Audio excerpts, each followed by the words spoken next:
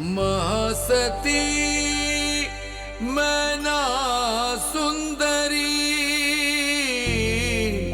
महासती मैना सुंदरी।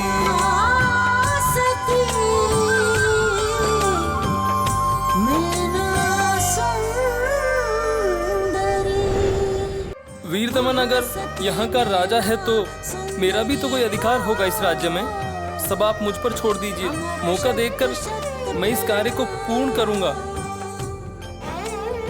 जुग जुग जियो मेरे लाल। पुत्री मैना, आप एकांत में क्या सोच रही हैं? माताश्री आप। प्रणाम माताश्री। माताश्री, बालक जब छोटा होता है तो उसे ज्ञान प्राप्त करने के लिए गुरुकुल भेज देते हैं।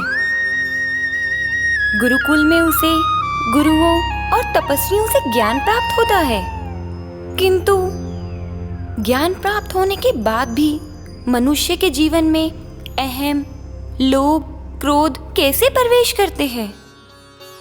अशिक्षित लोगों में ज्ञान नहीं होता। उनके विषय में हम समझ सकते हैं कि उनमें बुद्धि का अभाव है, किंतु ज्ञानी मनुष्य अच्छाइयों और बुराइयों को जानते हुए भी अनजान क्यों बना रहता है? माताश्री, ये बुराइयां अच्छाइयों पर हावी क्यों हैं? जबकि अच्छाइयों को तो बुराई पर हावी होना चाहिए। आप बिल्कुल सत्य कह रही हैं पुत्री। एक ज्ञानी मनुष्य में भी दुर्गुण चले आते हैं। ये बात इतनी सरल नहीं है कि बुराई पर अच्छाई की विजय हो। इस प्रकृति में सभी मनुष्य पूर्ण नहीं होते। ईश्वर ने हर सृजन के दो पक्ष रखे हैं, सुख दुख, जय पराजय, दिन रात, और उसी प्रकार अच्छाई और बुराई भी है। ये मनुष्य की सोच और बुद्धिमत्ता पर निर्भर करता है। कुछ लोग अच्छाई का तो कुछ लोग बुराई का वर्ण करते हैं, किंतु पुत्री, सत्य का मार्ग इतना आसान नहीं है। ये बड़ा कठिन मार्ग है। इसमें अनेक बाधाएं आती हैं, और बुराई का मार्ग बहुत ही आसान है। पुत्री, मनुष्य की प्रवृत्ति स्वार्थी है, जो सदैव अपना हित साधना चाहता है। कठोर अग्नि में तपकर सोना शुद्ध होता है, उसी प्रकार ज्ञानी मनुष्य भी सुख दुख में एक समान होता है। पुत्री, सत्य मनुष्य की परीक्षा लेता है, और सत्य पे डटे रहने वाले मनुष्यों की ईश्वर परीक्षा लेता है। इसमें सफल होना तो बहुत से ज्ञानियों के वश में भी नहीं है। इसीलिए पुत्री, बुराई अच्छाई पर हावी है। माताश्री, इस संसार में हर माता पिता अपनी संतान के हित में विचार करता है, लेकिन मिलता वही है जो उसके कर्म और भाग्य में लिखा होता है। ये संसारिक मोह माया मनुष्य के सन्मार्ग में बाधा उत्पन्न करती है, जिससे वो अच्छाइयों से कोसों दूर हो जाता है। मनुष्य को प्रकृति और पशु पक्षियों से कुछ सीखना चाहिए। पक्षियों के लिए प्रकृति कितने रंग बदलती है। प्रकृति का यूं रंग बदलना, ये सब पशु पक्षियों का भाग्य ही तो है। तुम ठीक कह रही हो पुत्री। मनुष्य स्वार्थी है, लेकिन पशु पक्षी स्वार्थी नहीं है। ये सब प्रकृति पर निर्भर है। उनके कर्म और अच्छाई से उनका भाग्य तय होता है। वैसे इतनी छोटी सी उम्र में तुम्हारे मुख से ऐसे विचार सुनकर मन प्रफुल्लित हो उठा। भगवान जिनेंद्र तुम्हें हर दुख से दूर रखे पुत्री। माधव माधव मैं रटूं, माधव प्रभु का नाम। माधव माधव मैं रटूं, माधव प्रभु का नाम। कष्ट में जो तू है मेरे भैया, कर ले माधव ध्यान। माधव माधव मैं रटूं, माधव प्रभु का नाम। कष्ट में जो तू। पुत्र, किस सोच में मगन हो तुम? पिताश्री, मैं सोच रहा था माँ कब तक उस वीर दमन के दुख सहती रहेगी। हाँ पुत्र, अब समय आ गया है। जिस माँ ने उसे जन्म दिया है उसी माँ पर वो अत्याचार कर रहा है। जिस माँ ने उसे प्यार दिया, दुलार दिया, उसी माँ को दुख दे रहा है। पुत्र, उसे कैद से छुड़ाना आवश्यक है।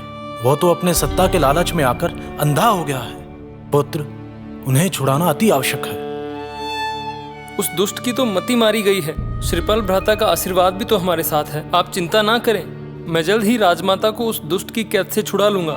पुत्र, मुझे तुम पर गर्व है। यही सोचकर संतोष करता हूँ कि एक कितना कुबुद्धि है और एक कितना बुद्धिमान है। पिताश्री, आप मुझे आज्ञा दीजिए, मैं राजमाता को छुड़ाने की तैयारी करता हूँ। इसके लिए आवश्यक शस्त्र बाहुबल की व्यवस्था करता हूँ। मैं राजमाता को छुड़वा कर ही चैन की सांस लूंगा। पुत्र, भगवान तुम्हें सफलता प्रदान करे। आज्ञा दीजिए पिताश्री। आयुष्मान भव पुत्र।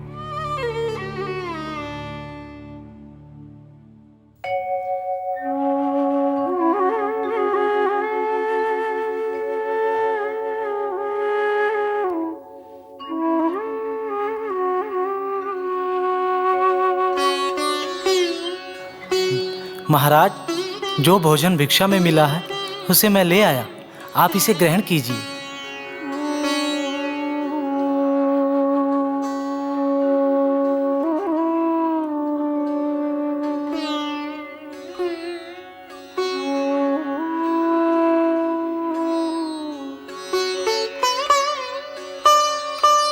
मित्र, जो ईश्वर ने हमें दिया है उसे प्रसाद समझकर हम सभी ग्रहण करते हैं।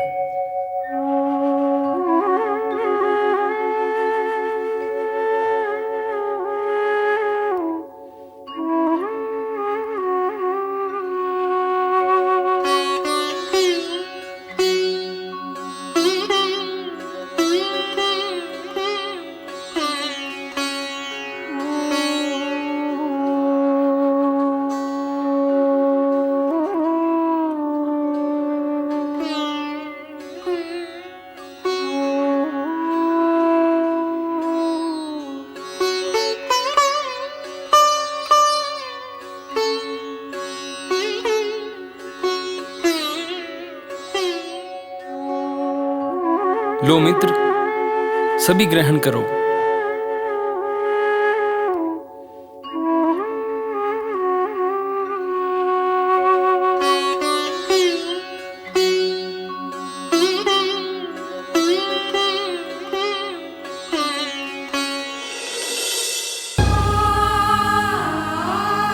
लो बेटा, खाओ। बहुत ही स्वादिष्ट लड्डू है।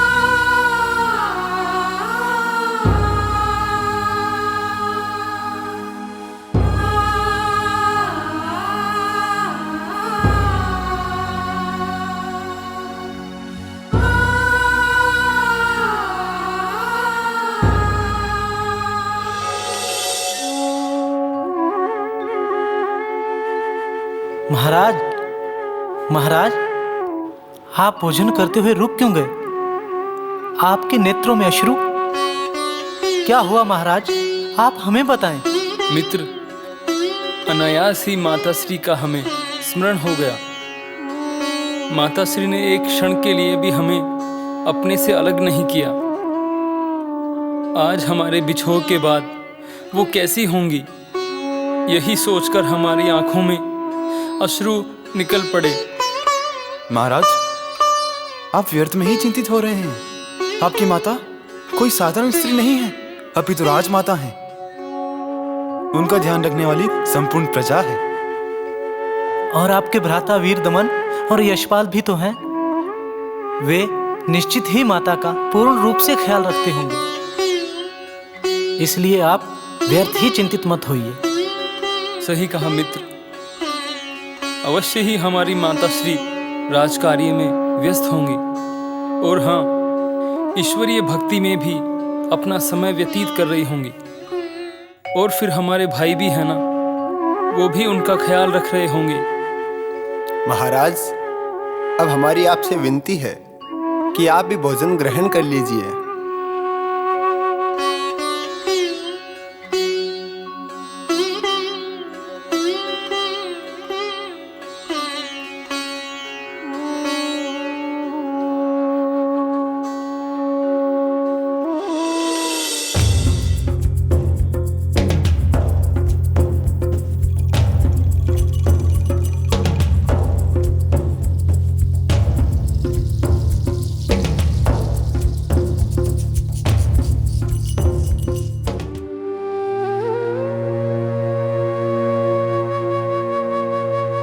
यशपाल, तुम इस समय पुत्र, तुम यहाँ? लो माँ। कहीं किसी ने तुम्हें देख तो नहीं लिया? वरना वो दुष्ट तुम्हें भी यातनाएं देगा। लो माँ, जल्दी से खा लो, मैं आपके लिए भोजन लाया हूँ। पुत्र, तुम ये खतरा क्यों मोल ले रहे हो? कहीं किसी ने देख तो नहीं लिया?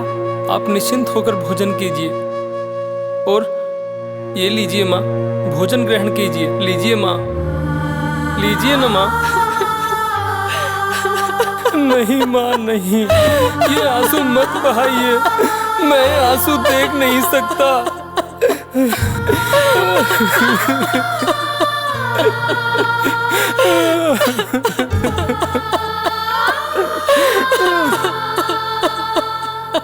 वाह वाह, आहा, क्या करुणामय दृश्य है। वाह, माँ पुत्र का मिलाप। आहा, अरे हमारी तो भावुकतावश आंखें भर आई है। हे माँ, माँ, सुपुत्र माँ। अरे कोई हमें संभालो, अरे कोई हमें संभालो, हमसे ये दृश्य नहीं देखा जा रहा है।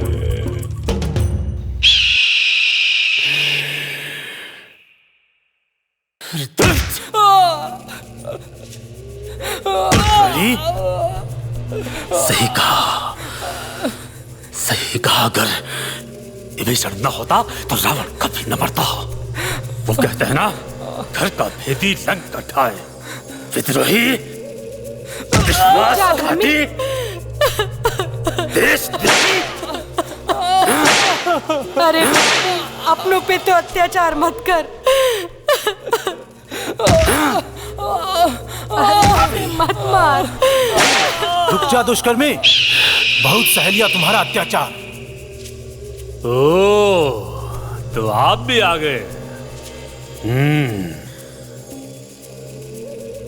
तो आप ही हैं इस संत समूह के अध्यक्ष। चुप हो जा बेशरम।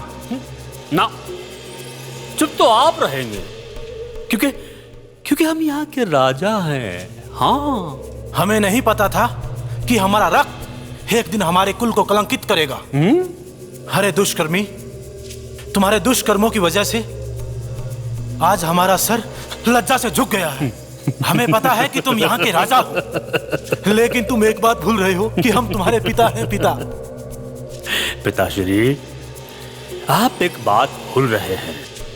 हमारा नाम वीर दमन है। वीर दमन, वीर दमन रास्ते में आने वाली हर चीज को कुचल कर उसका दमन स्वयं अपने हाथों से करता है।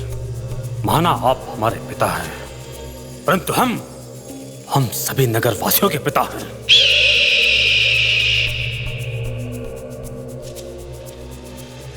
पुत्र, पुत्र, उठो पुत्र, उठो पुत्र, चलो।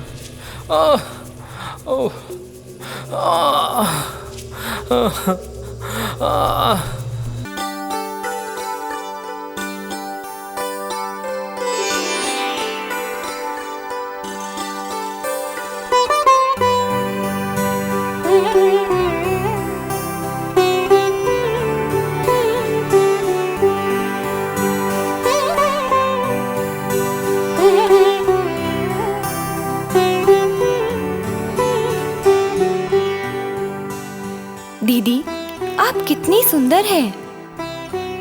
ईश्वर ने आप पर अपार सौंदर्य की वर्षा की है। जो भी आपको देखता है, आपके अप्रतिम सौंदर्य में डूब जाता है। दीदी, नेत्र आपके मुखमंडल से हटते ही नहीं हैं। मैना, आप व्यर्थ ही हमारी प्रशंसा कर रही हैं। रूप, सौंदर्य और सहृदयता ईश्वर ने जितनी आपको प्रदान की है, किंचित ही सृष्टि में किसी अन्य को प्रदान की हो। यह आपके सुंदर नेत्र और सहृदयता का ही प्रभाव है, जो आपको संपूर्ण सृष्टि और ईश्वर के द्वारा रचित प्रत्येक वस्तु सुंदर दिखाई देती है। दीदी, मेरा कहाँ हर वचन सत्य है। आप तो व्यर्थ ही मेरी प्रशंसा कर रही हैं। हम अपनी छोटी बहन मैना से जीवन भर ऐसे ही स्नेह करते रहेंगे और कभी उन्हें अपने से अलग नहीं करेंगे।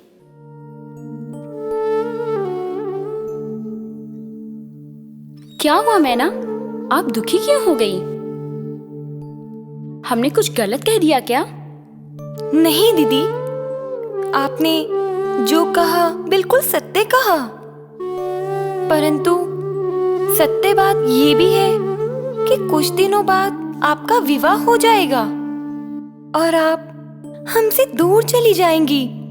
हाँ मैना, यह सत्य है। यह तो प्रकृति का नियम है। विवाह के पश्चात हमें आपसे दूर रहना होगा, परंतु आप हमारे हृदय से कभी भी दूर नहीं होंगी। हमें ज्ञात है दीदी कि आप हमें अपने हृदय से दूर कभी नहीं करेंगी, परंतु हमने अब तक का अपना सारा जीवन आपके साथ व्यतीत किया है। बाल्यावस्था से लेके ज्ञान अर्जन तक का समय आपके साथ बिताया है। आपका हमें निंदा ना आने पर अपनी गोद में सर रखकर बालों में हाथ फैलाते हुए सुला देना, हमें भूख लगने पर अपने हाथों से भोजन कराना हम कभी नहीं भूलेंगे। हम कभी नहीं भूलेंगे। हम तो आपसे अलग होकर श्वास तक नहीं ले पाते। हमारे जीवन के हर पथ पर आप हमारे साथ रही। आपसे बिछोड़ मात्र का सोचते हुए भी हमारे हृदय में बह उत्पन्न होने लगता है दीदी, बह उत्पन्न होने लगता है। मैना, हमने भी तो अब तक का जीवन आपके साथ ही व्यतीत किया है। हम भी यह सोचकर अधीर हो जाते हैं कि विवाह के पश्चात हमें आपसे दूर जाना होगा, परंतु यही सामाजिक जीवन है। विवाह के पश्चात हर युवती को अपने पिता का घर छोड़ के अपने पति के साथ जाना ही पड़ता है। हम धन्य हुए पिताश्री, जो हमें आप जैसे पिता का साया और माँ का आशीर्वाद मिला। हमारे जीवन की समस्त खुशियाँ आप दोनों के आशीर्वाद का ही प्रमाण है। जो ज्ञान और धर्म की परिभाषा आपने हमें सिखाई है, वो हमें इस चीज की अनुमति नहीं देते कि हम अपने विवाह की बात आपसे करें।